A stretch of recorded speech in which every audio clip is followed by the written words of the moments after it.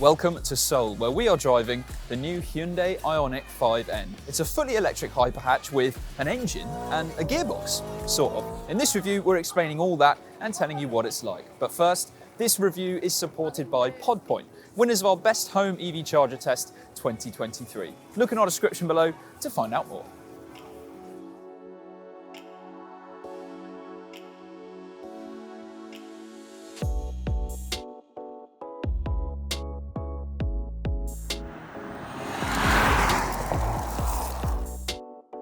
Now, we've seen and driven a lot of very quick electric cars recently, like the MG4 X-Power, the smart #1 Brabus, and the Volvo EX30 twin motor performance. But all of those cars are essentially just the regular version with a huge amount of extra power. So with no mechanical changes, yes, they're all incredibly quick, but none of them are really that fun, and they're certainly not technically accomplished. This has a very different approach to things.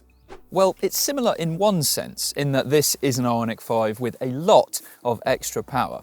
This has two electric motors, one driving the front axle, one driving the rear axle, and the combined power output is 600 brake horsepower. In the regular car, the most powerful version you can get is 321 brake horsepower, which is still a lot, but this is clearly a huge step up. This also has a bigger 84 kilowatt-hour battery as well. But the other changes from the 5 to the 5N go a lot further than the changes that you see on the MG4 X-Power and the smart Brabus #1 compared to the regular versions of those cars. So you can see this looks different to the regular car. It's a little bit longer, it's a little bit wider, it's got a much more aggressive front end, and there are things to help improve the aerodynamics and especially the cooling to try and optimize the performance from the electric motor and the battery. It's different at the back as well. The rear spoiler is 80mm longer than the regular car. You can see it's got a big diffuser and it has what looks like air vents, but actually they're filled in, which is a bit lame. They're just for style. And strangely, the 5N has a rear windscreen wiper, but the regular car doesn't. But don't worry, there are more interesting things to talk through, like the brakes. So obviously with a car as powerful as the 5N, with it weighing 2.2 tons, it takes quite a lot of effort to make this thing stop quickly. So to that end, up front, you have 400mm front brake discs with 4 piston calipers. At the rear, you've got 360mm brake discs. The regenerative braking has also been massively worked on to make sure that it can work with the hydraulic brakes to slow the car down. You get sticky Pirelli P0 tyres as standard, and in terms of suspension, you get adaptive suspension as standard. Compared to the regular car, the rear suspension's been worked on and the front suspension is entirely new.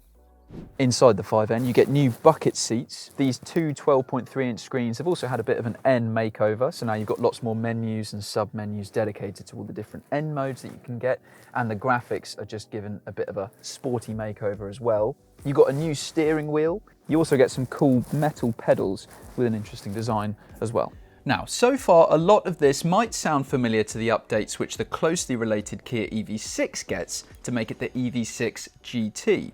And these two cars are similar in some ways, but Hyundai will be very keen to stress a few big differences. And it all starts inside. So look at this wheel. There is a lot going on here, isn't there? We'll try and talk through all the different features on offer, starting up here. NGB stands for N-Grin Boost. This car is ridiculously quick and powerful without pressing this button, but if you really do need some extra power, then N-Grin Boost is effectively an overboost function that gives you an extra 40 brake horsepower for 10 seconds. And it needs 10 seconds after that to cool down before you can use it again.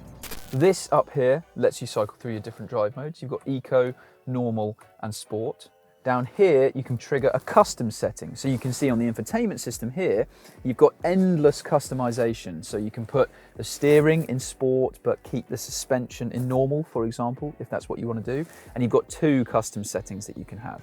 Now, there are still loads of other features to talk through as well, which are controlled through the infotainment system. So, for example, you have NE Shift and N Active Sound Plus. And when these are activated, they do something truly unique to the 5N. This effectively gives your EV an 8-speed automatic gearbox and some engine noise as well. Now, of course, it's all simulated, but the gearbox especially is quite convincing because what happens is the power delivery is interrupted when you shift. So if you're accelerating hard and then you go for an upshift, you actually have a jolt in your seat as if you are actually shifting gears in a fuel-powered car. The same for a downshift. If you're coming up to a corner and you go for a downshift, you're given a real jolt, and it's, to be honest, just like you are driving something with a proper gearbox. The engine noise is a bit less convincing. You've got 6 speakers inside the car pumping this noise at you. You've got 2 external speakers as well, unfortunately forcing it on the people outside of the car. And you've also got a few different sound designs that you can choose from. Now, of course, this is all a bit of a joke, isn't it? But the virtual gearbox that this gets has actually been tuned by the same person who developed the real-life 8-speed automatic dual-clutch transmission, which is used on some other Hyundai end products. Of course, it's all fake. So whether the concept of fake engine noise and a fake gearbox appeals to you is probably more of a philosophical debate. But at least with the 5N, it is quite convincing. More so for the gearbox rather than the engine noise. There are still lots more features to talk through, like N-Torque distribution, which essentially lets you choose from 100% front-wheel drive, 100% rear-wheel drive, or something in between, with 11 settings to choose from in total. You've also got N-pedal, which when you turn that on makes the regenerative braking really quite aggressive. So when you lift off the accelerator, it helps throw the weight forwards in the car to aid your turn into a corner. There's N-race mode. Now this tries to eke out maximum performance from the battery and the electric motor over a sustained period of time, because what can happen with electric cars is if you're driving really hard on track, after 2 laps, the performance often drops quite a lot because things just get too hot. So N-race mode really maximizes the cooling for the battery and the electric motor. And within that, you've got kind of drag settings where you just need maximum performance straight away for one race, or you've got a more sustained and calmer track period to help keep things at their optimum level for a longer amount of time. There's also N-drift optimizer, which is designed to help you get the car sideways, but it still keeps a bit of ESC involved to avoid snap oversteer. You also have N-launch control, and with that activated, this can do 0 to 62 miles an hour in 3.4 seconds, which is unbelievably quick. Now, it's quite knackering going through all that, and if you buy this car, this could be something that you absolutely love because you've got all these menus you can choose from, all this customization, all these different modes to learn, but you do really need to sit down and go through this to get it all in your head and work out what to turn on, how to turn it on, and what the best conditions for each setting really are. So it is very, very fiddly and it requires some learning, but some buyers might absolutely love all that. So what is this like to drive? Well, it is properly, outrageously rapid. That is nothing new for electric cars really. The EV6 GT, a very similar car to this, is also unbelievably quick in a straight line. Pretty much as quick as this car as well. You'd be hard pressed to notice the difference between the two in that respect. But still, just like that car, it is amazing how approachable the performance is in this electric car. It's got 600 brake horsepower, and yet it's got so much grip. You can drive this very easily in a confident manner.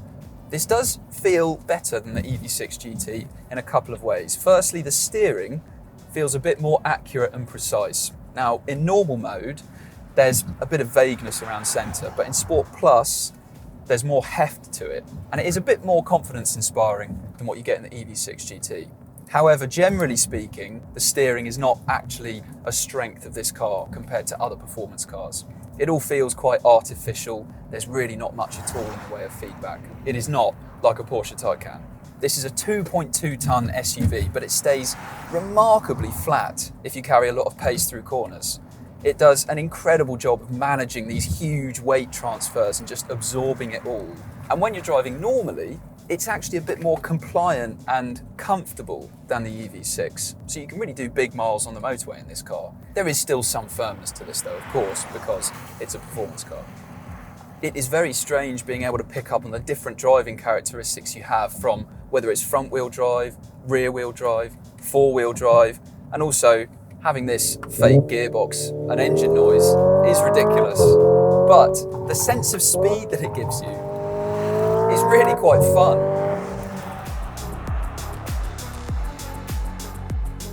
The era of the electric hot hatch hasn't really got going yet.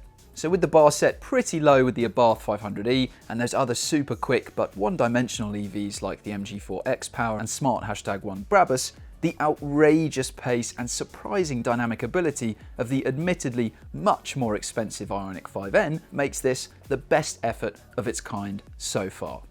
And don't forget that this is still an Ioniq 5, so that means it's a really practical EV with lots of rear seat space, a great boot and super fast maximum charging speeds.